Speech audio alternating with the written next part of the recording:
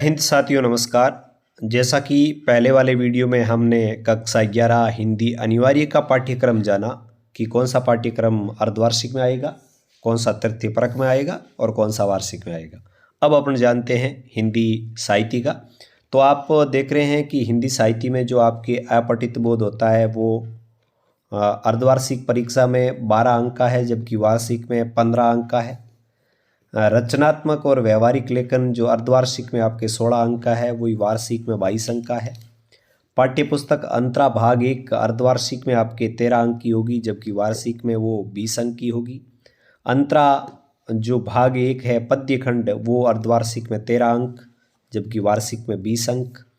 पाठ्यपुस्तक जो अंतराल है वो अर्धवार्षिक में 10 अंक की होगी, जबकि वार्षिक में वो 13 अंक की होगी। और व्याकरण है वो अर्धवार्षिक में 6 अंक की, जबकि वार्षिक में वो 10 अंक की।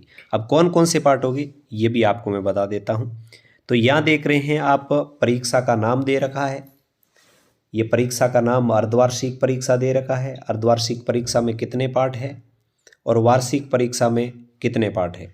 तो यहाँ आप स्पष्ट देख रहे हैं कि अर्धवार्षिक परीक्षा में जो आपके पाठ है वो एक तरीके से यहाँ पे दे रखे हैं कि एक तो है ईदगाह, दोपहर का भोजन, टॉर्च बेचने वाला, गूंगे, ज्योतिबा फूले, खाना बदोश, उसकी माँ और भारतवर्ष की उन्नति कैसे हो। तो ये कुल मिला के आपके कितने अंकों के आएंगे। अर्धवार्षिक परीक्षा में तो ये पाठ होंगे 13 अंक के, जबकि वार्षिक में होंगे ये 20 अंक के। और अर्धवार्षिक का जो पाठ्यक्रम है इसमें ये 8 अंक दिए हैं और वार्षिक में 8 पाठ दिए हैं और वार्षिक में ये 8 पाठ है वो 20 अंक के होंगे। और यही आपके सिलेबस रहेगा।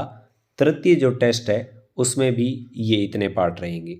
यहाँ पे एक सस्पेंस बना हुआ है कि होना ये चाहिए कि कुछ पाठ है वो तृतीय परक के लिए हो, तृतीय परक और वार्षिक के लिए समान हो, लेकिन अर्धवार्षिक में यहाँ पे स्पष्ट नहीं दिया है। लेकिन मैं आपकी जानकारी के लिए बता दूं कि इसमें अर्धवार्षिक में आपसे अधिकतम पाठ पूछे 6, तो आप 6 पाठ मान के चलें। यहाँ पर इस PDF में थोड़ी त्रुटि मुझे लग रही है। इसके बाद यदि हम भाग देखें अंतरा का जो पद्य खंड, तो पद्य खंड में भी यहाँ पे पाठ दे रखे हैं। आप देख रहे हैं कि 8 के 8 पाठ दे रखे हैं। कबीर, सूरदास, देव, सुमित्र नंदन पंत, महादेवी वर्मा, नागार्जुन, श्रीकांत वर्मा और धूमिल। तो ये अर्धवार्षिक परीक्षा में तो 13 अंक के हैं, वार्षिक में ये 20 अंक के हैं और तृतीय परक में भी ये पूरा सिलेबस रहेगा। लेकिन यहाँ पर भी मैं आपकी जानकारी के लिए बता दूं कि आपके अर्धवार्षिक के सिलेबस में नागार्जुन तक 6 पाठ हो सकते हैं कि आपके पाठ्यक्रम में शामिल हो। यहाँ ऐसे बताया नहीं है, जबकि अनिवार्य में अलग अलग बता रखा था।